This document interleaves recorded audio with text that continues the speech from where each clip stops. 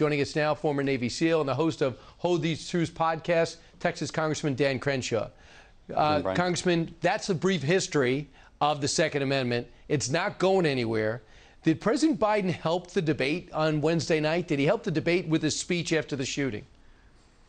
No. Look, I mean, I think they're doing the same thing that they always do after there's a mass shooting. They politicize it, and they try to convince America that you can actually legislate away these extremely rare and anomalous events. And these are very evil events. And I think they make us all cringe. I think they make us all very upset, and that's understandable.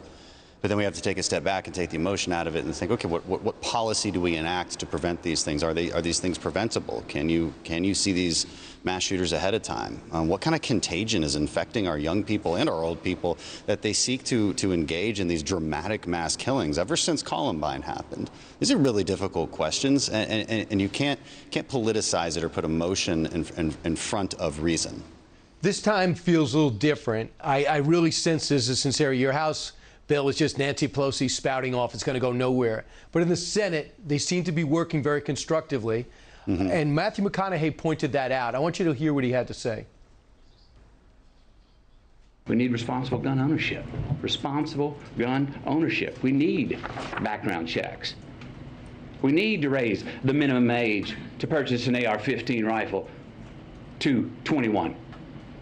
We need a waiting period for those rifles. We need red flag laws and consequences for those who abuse them. Well, we'll take that one by one. He went on to say the consensus is he's hearing there's praise on both sides. So first off, Beto O'Rourke says AR-15 should be banned. Others are saying up to 21. Where do you stand on any of this? Well, obviously, I'm not giving up my AR-15. That's mine. It's not happening. So I'm pretty clear on that. Look, raising the age to 21. I mean, if you're going to talk about that, then you just need to change what it is to be an adult in America. We just need to have that conversation about all aspects of how young people act and mature. So I don't think an arbitrary 21 versus 18 is really going to change a whole lot of things when it comes to gun violence. I think with the Senate, I don't have a lot of insight on what the senators are talking about right now. From what I understand, they're talking about expanding background checks for somebody who's 18, 19, 20, 21 to their juvenile history. How do you feel about that?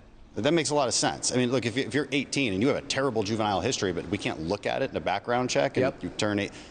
We should be able to look at that. That should be part of the analysis on your background check. So some of this stuff seems really reasonable. When it comes to red flag laws, look, despite what all the trolls on the internet say, I'm really not for red flag laws. And primarily, look, there's good arguments and bad arguments about this, and there's a lot of misconceptions on both sides of this argument. But fundamentally, with a red flag law, you're trying to enforce a law before it's been broken. And that's a really difficult thing to do. I mean, you take somebody's word for it, and then you confiscate someone's property and their right to self-defense as a result. This is a really difficult thing to enforce by any practical measure. And I just don't think it'll have the outcome either that a lot of Democrats hope that it will. We had the would-be assassin said he was medicated on Justice Kavanaugh. Same thing for the shooter in Uvalde. And there's some consistency there with the last few younger shooters. Do you think we have to find out about the prescription drugs that maybe are being prescribed to teens that might be depressed or show some signs of imbalance? It could be, but the thing is now you're talking about tens of thousands of people. So it's really hard to find common threads throughout all of these people. Now, some of them are lack of a father in the home, right, which destabilizes them in a very fundamental way. I think most of these mass shooters do not have a father in the home. There is drug use, I think. I need to look at each case specifically to answer that question, but I do think some kind of drug use is a pretty consistent thread as well through all of them, and they're all men. So there's another thing to look at. But in the end, again, I want to say this, it's very hard to legislate away these anomalies.